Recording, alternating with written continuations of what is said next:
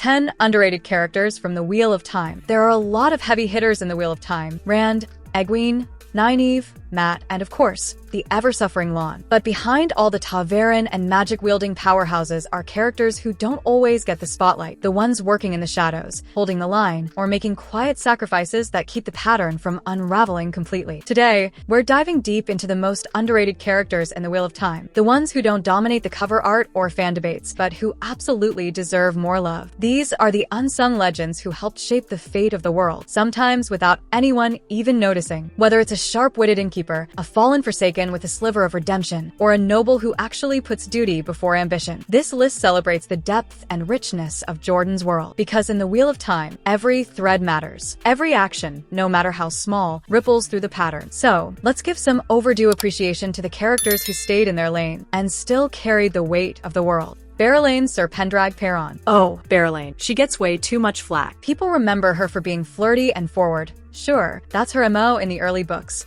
but they forget how politically sharp she is. The first of Mayene walks into the Lion's Den of Tyr, the Dragon Reborn stronghold, with no real allies, and still manages to carve a position of influence. That's not just charm, that's intellect, courage, and finesse. She plays the game of houses as well as any Carrianan, maybe better. She's constantly underestimated because of her beauty, and she knows it. That's her weapon. When others are scheming, Berelain's already 5 moves ahead. Plus, in Perrin's storyline, she ends up showing genuine leadership during the whole Prophet fiasco. She takes care of logistics, food supply, negotiations, everything. She might not fight with a sword, but she's got the nerve of steel you'd expect from a queen descended from Artur Hawkwing. Bayle Domon. Bayle Domon is that guy you always want on your team. A smuggler, a sea captain, a philosopher in disguise. He's introduced early in the story, back in the Eye of the World, and while he seems like just a side character, he ends up being instrumental throughout the series. The man's got layers. At first glance, he's just trying to make a profit, outmaneuvering customs agents and sailing fast enough to dodge trouble. But then you start realizing he's been collecting dangerous artifacts.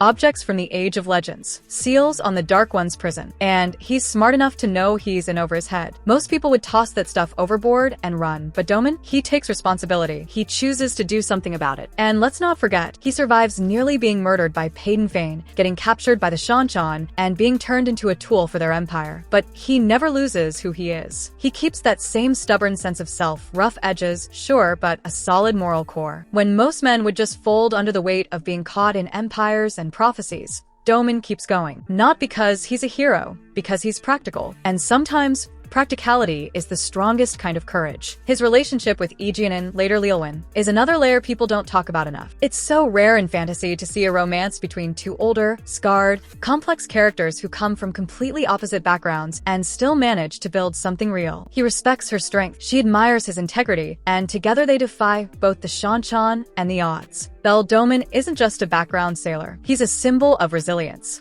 of change, of the idea that even if you weren't born a hero, you can still stand on the right side when it matters. Jasfer Anan. Now Jasfer Anan. This man is a gem hidden in plain sight. If you blink during the gathering storm, you might miss him entirely, but he's a perfect example of the kind of quiet bravery that defines the world Robert Jordan built. He's a simple innkeeper in siege-occupied Tar Valon. No sword, no magic, no political clout. But when Egwene Alvier, the literal Merlin seat, shows up at his inn, clearly in trouble and in hiding, what does Jasfer do? He takes her in. No hesitation, no demands. He just helps.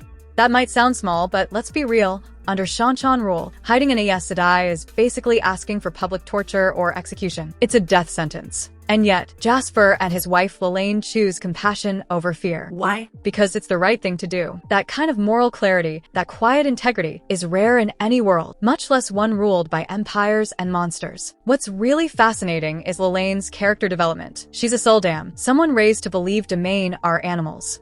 But being exposed to Egwene, and the situation forces her to think, to question. That kind of ideological shift is huge, and Jasfer supports her through it all. He doesn't force change. He creates space for it. That's powerful. Jasfer's role may be brief, but it shows us something crucial. The war against the shadow isn't won just by epic battles or chosen ones. It's also won in the hearts of everyday people. People like Jasfer, who take a stand when it would be easier to stay silent, who open their doors instead of closing them. He's the kind of man who proves that small acts of defiance can ripple through the pattern. And sometimes, choosing to do the right thing, even when no one's watching, is the most heroic act of all. Sebban Balwer. Talk about unassuming. Sebban Balwer is this meek little man who used to be the secretary to the White Cloak High Inquisitor, and turns out to be one of the most dangerous minds in the game. When he joins Perrin's camp, you expect him to be a background guy, right? No. He ends up running one of the most effective intelligence networks in the Westlands. He's basically Perrin's version of Varen, hiding in plain sight, always gathering secrets. The guy knows everything, and the best part? He doesn't want power. He wants to serve, not out of loyalty or glory, but because the truth matters to him. He's the one who sniffs out Darkfriend plots and keeps Perrin ahead of the curve, all without raising his voice once. Whisper quiet badass. Furyk Karede. Now here's a man with honor. Furyk Karede is a Seanchan, yes, but he's also a model of the best version of their culture. Duty, loyalty, precision. His search for Tuon isn't about climbing the ladder or saving his own skin. It's about doing his job, the right way, to the end. What's amazing is how he interacts with Mat. There's this mutual respect that grows between them, even though they should be enemies. Karede is one of the few Seanchan who gets it, who sees value beyond the rigid empire system. And in the last battle, he helps unite forces in a way that would have been impossible without his steady hand. He's a mirror of law and honestly. Quiet. Deadly. Absolutely unshakable. The Seanchan needed more like him.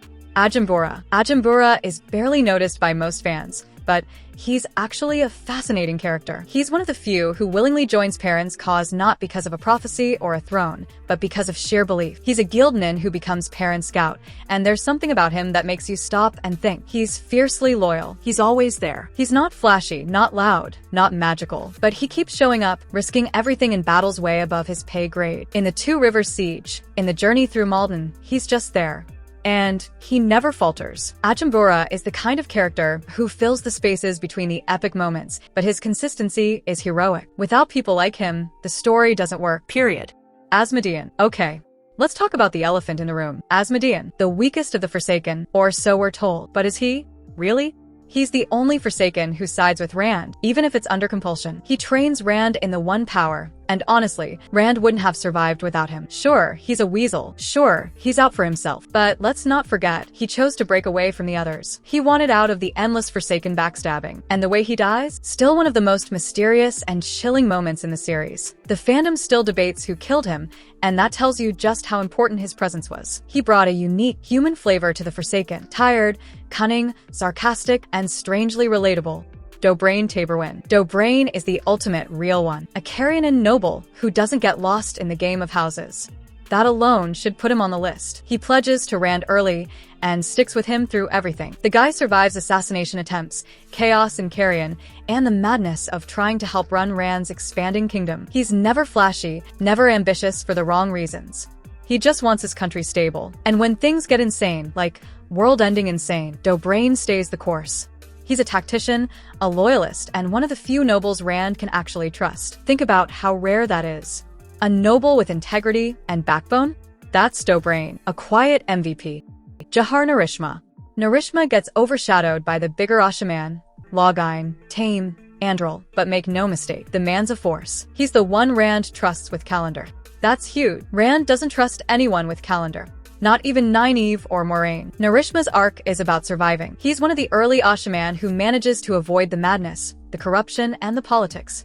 He's just focused, determined, dangerous. And in the last battle, he proves it, wielding Calendar in a way that finally fulfills its true purpose, working with Nynaeve and Moraine to shield Rand. His quiet strength is easy to miss. But if Narishma hadn't done his part, game over. Galad and Morgase Traken. Okay. We're cheating here with two, but their arcs are so intertwined, they deserve to share a spot. Galad starts off as this insufferable white-clad rule follower and ends up becoming one of the best leaders of the White Cloaks. He brings actual honor to an organization defined by hypocrisy, and he does it by questioning himself constantly. That's growth. That's hard-earned character development. And Morgase? Phew. What a journey. She goes from queen to prisoner to refugee and somehow maintains her core dignity. Her decisions aren't always great, but they're always human. She's a survivor. She's a mother. And she's still playing the political game even when she has nothing left. Both of them, by the end, become the kind of people you wish had more spotlight. And Galad's duel with Demandred? Chills. Absolute chills. His swordsmanship, his sacrifice, his sheer willpower. Top-tier moment. There are so many we could have added, but hey, maybe that's a sequel video waiting to happen. Until then, the wheel weaves as the wheel wills.